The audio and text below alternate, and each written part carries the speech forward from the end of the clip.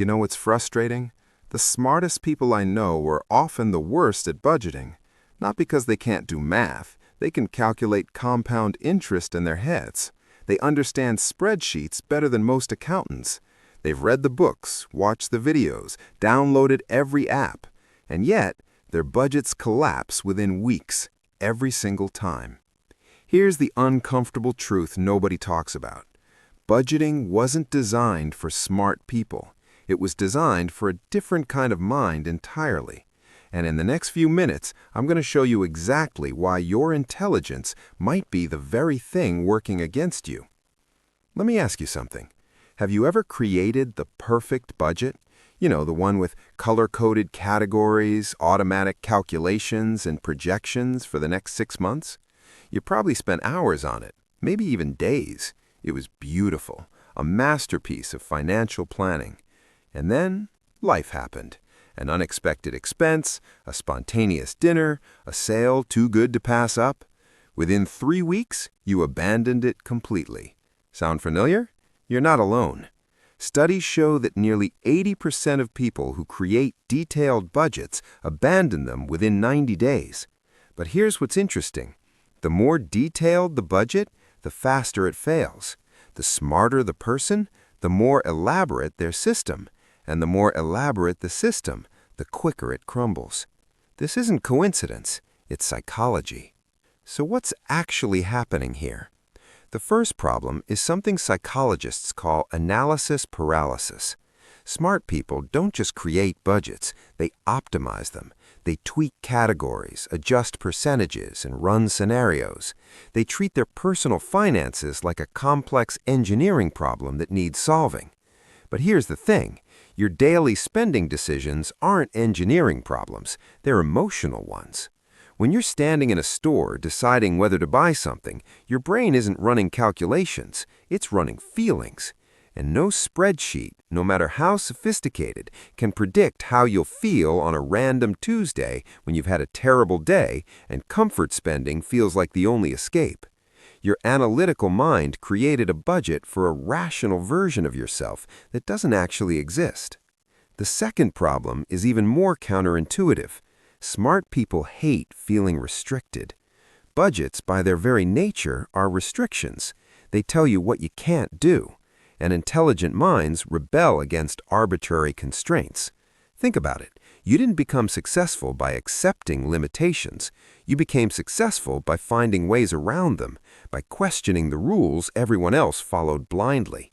So when your budget says you can't afford something, your brain immediately starts finding loopholes. Maybe you move money from one category to another. Maybe you tell yourself you'll make up for it next month. Maybe you just ignore the budget entirely because you're smart enough to figure it out later. This isn't weakness, it's actually your greatest strength working against you in the wrong context. The same creativity that makes you valuable professionally makes you dangerous to your own financial plans. Here's the third problem, and this one hurts. Smart people are often perfectionists. When you miss a budget target, even slightly, it feels like failure. And smart people don't handle failure well. We've built our identities around being competent, around figuring things out.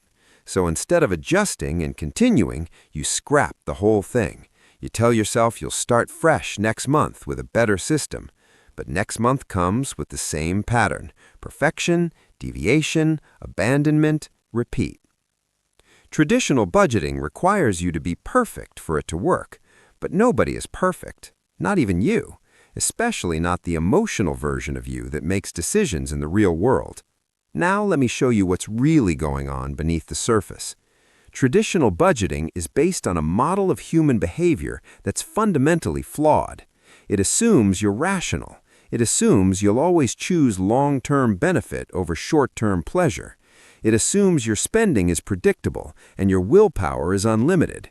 None of these things are true. Behavioral economists have proven that humans are predictably irrational. We value immediate rewards over future ones, even when we know better. We make different decisions when we're tired, stressed, or hungry. We're influenced by social pressure, marketing, and 1,000 other factors no budget can account for. The person who creates the budget on Sunday night is not the same person who has to follow it on Friday afternoon. They share a name and a bank account, but that's about it. Smart people often fall into another trap. They believe that understanding a problem means solving it. You can read every book on personal finance. You can understand the psychology of spending down to the neurotransmitter level. You can know exactly why you make bad decisions, and you'll still make them. Knowledge isn't the same as behavior change. This is why doctors smoke and nutritionists eat junk food. Knowing better doesn't automatically mean doing better. Your brain has two systems, one that understands and one that acts, and they don't always communicate. In fact, they rarely do when it matters most. Here's another thing smart people get wrong. They think more data means better decisions, so they track everything. Every coffee, every subscription, every dollar. They create dashboards and reports.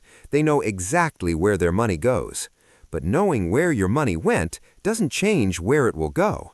You're gathering information about the past while your future self makes the same mistakes. It's like watching footage of yourself eating junk food and expecting that to make you healthier. Awareness without systems is just expensive self-criticism, and smart people are already experts at criticizing themselves. So what actually works? Here's what the research shows. The most successful financial systems aren't detailed. They're simple. They don't require willpower. They're automatic. They don't demand perfection. They're flexible. The people who build wealth aren't necessarily better at budgeting. They're better at removing decisions from the equation entirely. They automate their savings before they see the money. They use separate accounts for different purposes. They create systems that work even when motivation fails. Because motivation always fails eventually. That's not pessimism, that's biology. And fighting biology is a losing battle. There's one more thing that trips up smart people. They compare themselves to financial gurus who seem to have it figured out. But here's what those gurus won't tell you. Most got wealthy selling advice, not following it. They built empires on your insecurity about money. But the truly wealthy people I've met don't budget the way gurus teach. They don't track every expense. They've built systems so automatic that money management barely crosses their minds. That's the real secret. The goal isn't to get better at budgeting. The goal is to need budgeting less. Here's what I want you to take away from this. You're not bad with money. You're not financially irresponsible. You've just been using a tool that wasn't designed for how your mind works, and that's not your fault. Traditional budgeting advice was written for a different era when expenses were predictable and self-discipline was considered the only variable that mattered. But we know better now. We understand that systems beat willpower every time. We understand that simplicity beats complexity when it comes to behavior change. We understand that your brain needs guardrails, not guidelines. So stop blaming yourself for failed budgets. Start building systems that work with your psychology instead of against it. Automate what you can, simplify what you can't, and accept that good enough consistently beats perfect occasionally. The goal isn't a beautiful spreadsheet. The goal is a life where money stress doesn't keep you up at night. And that's something no budget category can ever measure. If this changed how you think about money, hit subscribe. The next one might be exactly what you need. Thanks for watching.